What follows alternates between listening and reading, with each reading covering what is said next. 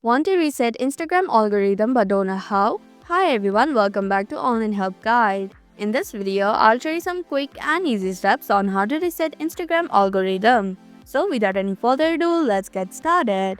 First, open Instagram app on your device.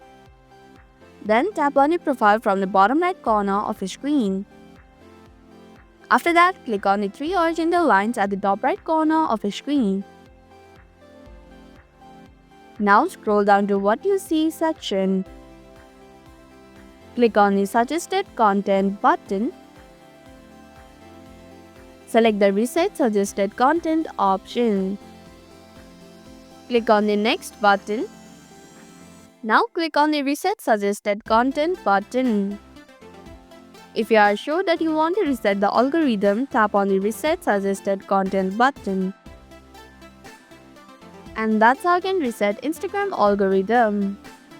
Thank you for watching Online Help Guide. Hope this video was helpful. If it was, then hit the like button and comment down if you have any questions or feedback.